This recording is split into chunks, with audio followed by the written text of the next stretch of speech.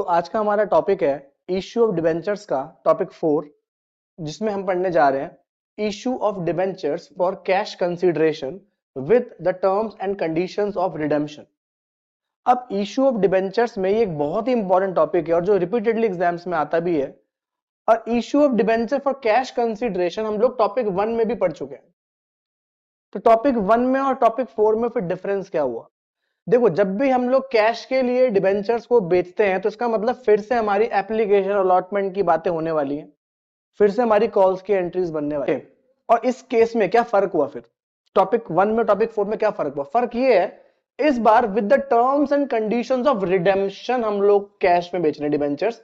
Redemption word का मतलब होता है रीपेमेंट।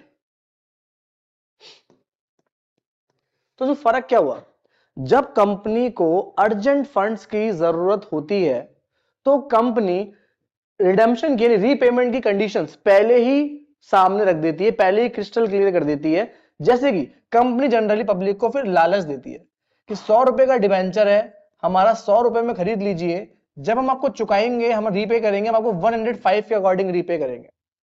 तो अब इसमें वो कंपनी क्या कह रही है? कंपनी प्रिंसिपल ही ज्यादा देने को तैयार है, यानी प्रिंसिपल अमाउंट ही कंपनी ज्यादा पे करने को तैयार है, और इंटरेस्ट तो कंपनी देगी ही, वो तो अलग बात हो गई। इंटरेस्ट के अलावा, इंटरेस्ट से हटके कंपनी एक्स्ट्रा पे करने को रेडी है।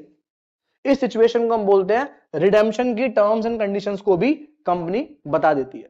ठीक है, तो इसमें फर्क क्या पड़ने वाला है? इसमें फर्क ये पड़ने वाला है कि सबसे पहले तो एप्लीकेशन और अलॉटमेंट वाली एंट्री दोबारा आने वाली है।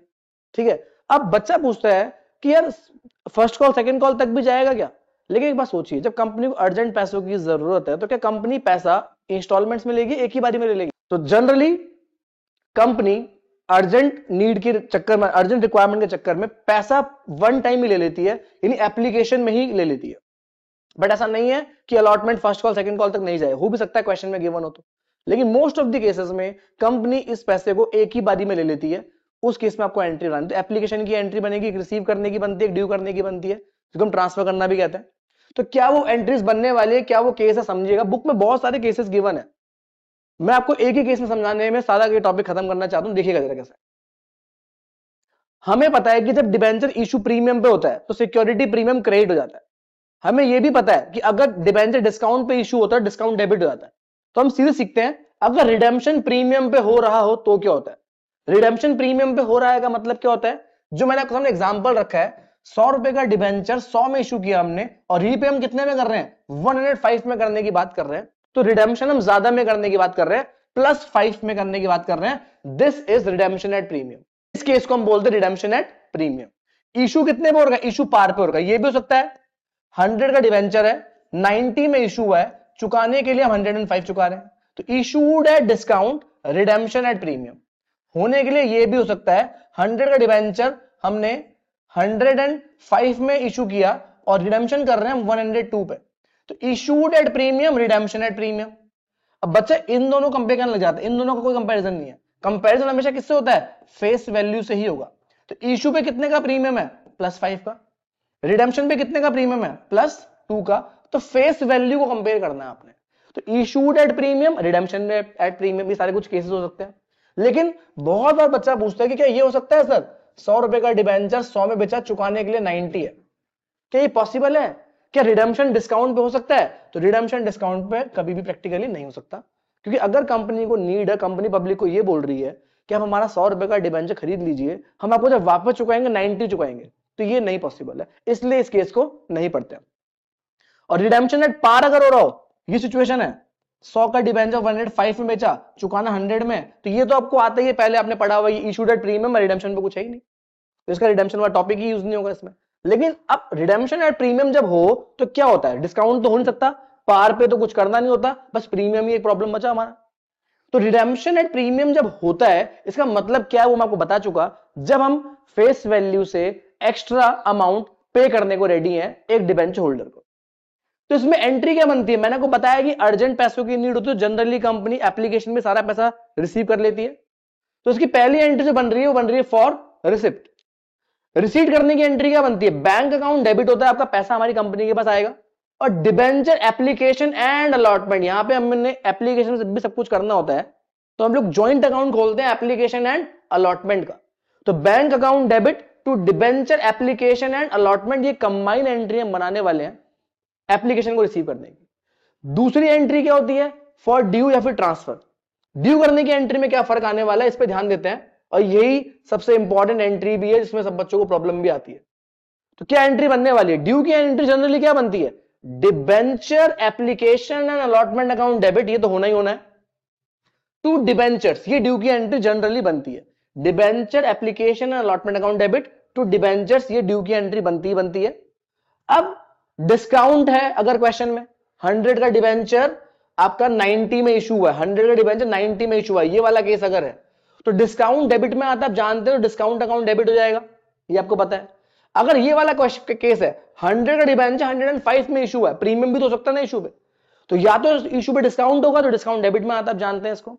अगर प्रीमियम होगा तो सिक्योरिटी प्रीमियम क्रेडिट में आ जाएगा, तो टू सिक्योरिटी प्रीमियम, तो हो सकता है कि इन दोनों में से कोई एक ही चीज हो, इसलिए मैंने लिखा इफ एनी, इन दोनों में से कोई एक होगा। तो डिस्काउंट अगर होगा तो डिस्काउंट डेबिट हो जाएगा, प्रीमियम अगर होगा तो प्रीमियम क्रेडिट हो जाएगा। लेकिन रिडेम्पशन पे जो प्रीमियम है इसका क्या होगा? जो रिडेम्पशन का प्रीमियम है इसका क्या होगा? तो रिडेम्पशन के प्रीमियम का जो इफेक्ट पड़ता है वो डबल इफेक्ट पड़ता है, दो इफेक्ट पड़ता है। क्यों पड़ता है? सबसे पहली बात, अगर हमारी कंपनी कह रही है कि 100 का डिबेंचर है, हम आपको 105 चुकाएंगे, 105 चुकाएंगे, एक्स्ट्रा कितना चुकाएंगे? 5 चुकाएंगे, तो हमारी कंपनी के लिए ये क्या होता है? लॉस है, घाटा है। ये हमारी कंपनी के लिए क्या है? एक लॉस है, घाटा है। तो अगर ये लॉस है तो हमें इसको डेबिट करना पड़ेगा, किस नाम से? Loss on redemption account debit. इसको आप लॉस ऑन इशू भी लिख सकते हैं, आपकी चॉइस है। तो loss on redemption account debit होगा, लॉस ऑन इशू भी इसको आप लिख सकते हैं। अब एक और चीज में आपको ध्यान में रखनी है, लॉस तो डेबिट हो गया, लेकिन क्या ये लॉस आपको आज हो रहा है जब आप डिबेंचर इशू कर रहे हैं? नहीं, जब हमने चुकाना है ये लॉस तब होगा। 5 साल बाद चुकाना है, 4 साल बाद चुकाना है, तो ये लॉस तो तब होगा ना। तो अभी हम इसको लॉस डेबिट कर तो रहे हैं, बट एक ऐसा लॉस है जो हमें पता है कि होना ही होना है। तो क्या हम इसके लिए एक प्रोविजन क्रिएट नहीं करेंगे? क्या हम इसके लिए आज ही तैयारी नहीं कर लेंगे कि इस लॉस की भरपाई करने के लिए हमारे पास ऑलरेडी प्रोविजन पड़ा हुआ हो? तो इसीलिए हम लोग एक लाइबिलिटी भी क्रिएट करते हैं, और आपको पता है कि जब लाइबिलिटी बढ़ती है, तो लाइबिलिटी बढ़ती है तो क्या होती है? क्रेडिट, और लाइबिलिटी घटती है तो क्या होती है? डेबिट। तो आज जब हमने डिबेंचर इशू करने हैं, आज तो वो लॉस नहीं है, बट लॉस तो डेबिट हो ही गया है। इस लॉस की भरपाई करने के लिए आज ही हम लोग एक प्रोविजन क्रिएट कर लेते हैं, जिससे कि हम पे कोई बर्डन ना पड़े। और प्रोविजन बनाना मतलब लाइबिलिटी बनाना, लाइबिलिटी बनाना मतलब क्रेडिट। तो क्रेडिट साइड में एक और चीज यहां पे आ जाती है, प्रीमियम ऑन रिडेम्पशन। तो लॉस ऑन रिडेम्पशन और प्रीमियम ऑन रिडेम्पशन एक साथ रहते हैं जब भी क्वेश्चन में रहेंगे, ठीक है। तो अब एंट्री क्या बनी? डिबेंचर एप्लीकेशन या allotment account debit, discount account debit, loss on redemption account debit, to debenture to premium on redemption to security premium. अगर डिस्काउंट होगा इशू पर डिस्काउंट आ जाएगा, प्रीमियम होगा तो प्रीमियम आ जाएगा, बट अगर रिडेम्पशन में प्रीमियम हुआ तो ये डबल इफेक्ट भी पड़ेगा, लॉस ऑन रिडेम्पशन डेबिट भी होगा, प्रीमियम ऑन रिडेम्पशन आपको क्रेडिट भी होगा। क्लियर आपको मेरी बात? इसको समझने के लिए एक एग्जांपल में चलते हैं। तो एग्जांपल में समझने के लिए चलते हैं नेक्स्ट पेज पे। तो एक्स लिमिटेड हमारी कंपनी है जिसने इशू किए 10,000 10% डिवेंचर, नंबर ऑफ डिवेंचर्स है 10,000 10% debenture of ₹100 each at a premium of 5% to be redeemed at a premium of 2%। देखो, जब भी क्वेश्चन इस फॉर्म में आता है, लैंग्वेज की फॉर्म में आता है, तो मेरी आपको एडवाइस है क्वेश्चन को हमेशा इस फॉर्म में क्रिएट कर लीजिए, इजी पड़ेगा आपके लिए। कैसे नहीं हो गई हमारी? 100 हो गया, प्रीमियम कितने पे इशू है? 5%, तो 100 का 5% हो गया 5, तो 105 पे इशू हो गया। To be redeemed at a premium of 2%, तो 100 का ही निकलेगा, फेस वैल्यू का निकलता है। तो 100 का 2% कितना हो गया? 2 रुपए, तो 102 पे रिडेम्पशन हो रहा है। तो मैंने को बताया था आपस में इनको कंपेयर नहीं करना, आपको फेस वैल्यू से कंपेयर करना। तो इशू भी प्रीमियम पे हुआ है, रिडेम्पशन भी कितने पे हुआ है? प्रीमियम पे हुआ है। तो एंट्री कैसे बनने जा रही है जरा देखते हैं। Bank account debit to debenture application allotment, ये तो बननी है एंट्री रिसीव करने की। अमाउंट क्या है? याद रखना, हमेशा रिसीव करते टाइम जो बीच वाली अमाउंट है वो आती है जितना हमारा इशूड प्राइस है। तो हमारा इशूड प्राइस कितना है? 100 रुपीज का डिबेंचर, और हमने 105 में इसको इशू किया है, तो हमारा इशूड प्राइस 105। तो हमेशा पहली वाली एंट्री में ये बीच वाली जो अमाउंट है वो आ जाएगी। तो मैंने क्या किया है, 10,000 डिबेंचर्स हमारे थे, 105 में हमने इशू किया है, तो यहां पे हमारी अमाउंट निकल के आ गई 10,50,000। 10,50,000 अमाउंट डालने में अक्सर बच्चों को दिक्कत आती है, इसलिए मैंने को समझाया कि इससे आपको इजी पड़ेगा। दूसरी एंट्री जो हमारी बनने जा रही है एप्लीकेशन और अलॉटमेंट को ड्यू करने की, तो डिबेंचर एप्लीकेशन अलॉटमेंट डेबिट होना ही होना है, डिबेंचर ने क्रेडिट होना ही होना है। तो debenture application allotment account debit हो गया, डिबेंचर अकाउंट क्रेडिट हो गया, ये ड्यू की एंट्री बनती है। इशू किस पे हुआ है? इशू आपका 5 रुपए के प्रीमियम पे भी तो हो रहा है। तो जो 5 रुपए का प्रीमियम पे इशू हो रहा है वो सिक्योरिटी प्रीमियम के नाम से क्रेडिट में आ जाएगा, क्योंकि अगर डिबेंचर प्रीमियम पे जाता है तो सिक्योरिटी प्रीमियम लिखते हैं हम लोग उसको, और रिडेम्पशन भी प्रीमियम पे हो रहा है, तो डबल इफेक्ट भी तो पड़ेगा। जो रिडेम्पशन 102 रुपए में हो रहा है, तो 2 रुपए का आपको जो घाटा हो रहा है वो किस नाम से आ जाएगा? आपका लॉस ऑन रिडेम्पशन या फिर लॉस ऑन इशू भी लिख सकते हैं आप इसको। और प्रीमियम ऑन रिडेम्पशन तो क्रेडिट होगा ही होगा, इसके लिए प्रोविजन भी आप आज ही क्रिएट कर रहे हैं, लायबिलिटी बढ़ा रहे हैं, तो ये भी क्रेडिट में आएगा आपका। तो एंट्री तो हमारी बन गई, बट इसमें अमाउंट कैसे आती है? अमाउंट बहुत बच्चों को परेशान करती है। तो देखिएगा अमाउंट कैसे आती है, जितना एप्लीकेशन अलॉटमेंट के आगे यहां पे है उतना ही एप्लीकेशन अलॉटमेंट के यहां पे भी आएगा, 10,50,000 आ जाएगा। डिबेंचर्स के आगे हमेशा कौन सी वाली वैल्यू आती है? फेस वैल्यू आती है। फेस वैल्यू कितनी है? 10,000 डिबेंचर, 100 रुपीज का डिबेंचर था, फेस वैल्यू हमारी कितनी थी? 100 थी। तो कितनी अमाउंट आ गई हमारे पास? 10 लाख, ये हमारे पास अमाउंट आ चुकी है। इसके अलावा अब हमने क्या करना है? इशू कितने प्रीमियम पे हुआ था? 100 का डिबेंचर 105 में अगर इशू हो रहा तो 5 रुपीज का प्रीमियम भी तो है ना, तो 5 रुपीज का प्रीमियम है तो सिक्योरिटी प्रीमियम चलेगा 10,000 इंटू 5 यानी 50,000 रुपीज चलेगी आपका कहां पे? सिक्योरिटी प्रीमियम के आगे। रिडेम्पशन पे कितने का प्रीमियम हो रहा है? 100 का डिबेंचर 102 में अगर रिडीम हो रहा है तो 2 रुपए का रिडेम्पशन भी प्रीमियम है, तो 10,000 इंटू 2 यानी 20,000, फिर 10,000 इंटू 2 प्रीमियम और रिडेम्पशन में भी कितना आ जाएगा? 20,000। और अगर आप नोटिस करेंगे तो ये एंट्री आपकी क्या हो चुकी है? इक्वल हो चुकी है। क्लियर आपको मेरी बात? तो इस तरीके से क्वेश्चन करना होता है जो मैंने आपको समझाया। इसमें मैंने आपको समझाया इशूड भी प्रीमियम पे हुआ, रिडेम्पशन भी प्रीमियम पे है। अब चलते हैं नेक्स्ट केस में, हमारा नेक्स्ट एग्जांपल की तरफ चलते हैं। शॉर्ट में लिखा है मैंने आपके लिए, 100 रुपए का डिबेंचर है हमारा, फेस वैल्यू कितना है? 100 है। इशू हम कर रहे हैं कितने में? 90 पे, डिस्काउंट पे। रिडेम्पशन कितने पे कर रहे हैं हम? 102 पे, प्रीमियम पे। तो issued at discount, redemption at premium पे आ जाते हैं, समझते हैं। तो पहली एंट्री हमारी बनेगी रिसीव करने की, bank account debit to debenture application and allotment. Number of debentures नहीं है तो मैंने सीधा अमाउंट लिख दी है। कितनी अमाउंट है? बीच वाली अमाउंट आती है हमेशा। कितनी है बीच वाली अमाउंट? 90, जो इशूड प्राइस है। क्लियर है? अब हमने क्या देखना है? डिबेंचर एप्लीकेशन अलॉटमेंट डेबिट होना ही होना है, डिबेंचर्स क्रेडिट होना ही होना है। तो debenture application allotment account debit to debentures तो बनना ही बनना है। लेकिन जब 100 का डिबेंचर 90 में दे रहे हो तो 10 रुपए का डिस्काउंट हो रहा है ना आपको, तो 10 रुपए का डिस्काउंट अगर हो रहा है तो डिस्काउंट कहां पे आ जाएगा आपका? डेबिट में, डिस्काउंट अकाउंट डेबिट। अब रिडेम्पशन आप कर रहे हो 102 में, तो 2 रुपए का प्रीमियम भी रिडेम्पशन पे, इसका डबल इफेक्ट पड़ता है। तो डबल इफेक्ट पड़ता है तो लॉस ऑन रिडेम्पशन आपको क्या जाएगा? डेबिट। प्रीमियम ऑन रिडेम्पशन का जाएगा आपका क्रेडिट। तो दोनों साथ में रहते हैं। तो पहले आपने एंट्री बनाने पे फोकस करना है, जो आपने कैसे बनाना है मैंने आपको समझा दिया। अमाउंट पे आते हैं। तो अमाउंट कैसे आने वाली है? जितना एप्लीकेशन अलॉटमेंट का यहां पे है उतना ही एप्लीकेशन अलॉटमेंट का यहां पे भी आएगा, जो कि 90 है। डिबेंचर्स में फेस वैल्यू आ जाती है, फेस वैल्यू हमारी कितनी है? 100 है। आपने 100 डिबेंचर्स में लिख दिया। डिस्काउंट कितने का? 100 का डिबेंचर 90 पे दे रहे हैं तो 10 रुपए का डिस्काउंट हो गया, डिस्काउंट में 10 आ जाएगा, 10 रुपीज का डिस्काउंट है। रिडेम्पशन पे 2 रुपए का प्रीमियम है तो यहाँ पे 2 रुपए आ जाएगा और यहाँ पे भी 2 रुपए आ जाएगा, एंट्री अपने आप इक्वल हो जाएगी। ये एक एग्जांपल आपके सामने था।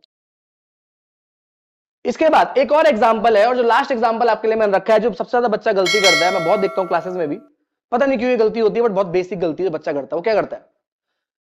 इलस्ट्रेशन नंबर जो 1 मैंने आपको यहां पर दिखा था, अगर आप ध्यान दें तो यहां पे 10,000 डिबेंचर्स है, नंबर ऑफ डिबेंचर्स गिवन है, नंबर ऑफ डिबेंचर्स गिवन है, और फेस वैल्यू भी गिवन है, तो मल्टीप्लाई करके अमाउंट निकाली हमने, यहां पे मल्टीप्लाई करके हमने अमाउंट निकाली है।